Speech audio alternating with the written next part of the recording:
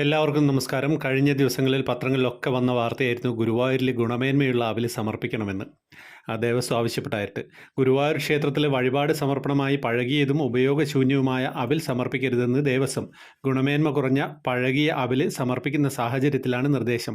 തുണിയിലും കവറിലും പൊതിഞ്ഞ അവലുകൾ സമർപ്പിക്കുന്നത് ഒഴിവാക്കണം. പ്ലാസ്റ്റിക് കവറിലാക്കിയും അവിൽ സമർപ്പിക്കുന്നുണ്ട്. ഭക്ഷ്യസുരക്ഷാ ചട്ടങ്ങൾ പാലിക്കാതെ വിൽക്കുന്ന അവലുകൾ വാങ്ങി സമർപ്പിക്കുന്നത് ഭക്തർ ഒഴിവാക്കണം.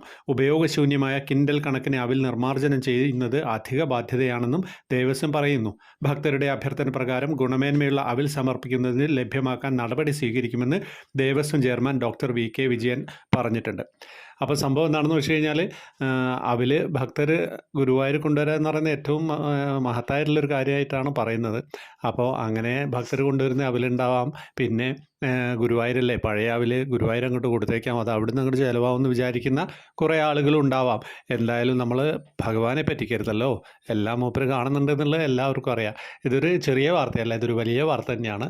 അപ്പോൾ എല്ലാവരും ശ്രദ്ധിക്കണം. ഗുരുവായൂർ പോകുന്നവർ നല്ല കൃത്യമായിട്ടുള്ള അവിൽ കൊണ്ടുപോവുക. പിന്നെ ഇനി ദേവസ്വം അതിൻ്റെ ഏർപ്പാടുണ്ടാക്കും നിങ്ങൾക്ക് നല്ല അവിൽ സമർപ്പിക്കാനുള്ള. ഹരേ കൃഷ്ണ. എല്ലാവരിലേക്ക് എത്തിക്കേട്ടോ വാർത്ത.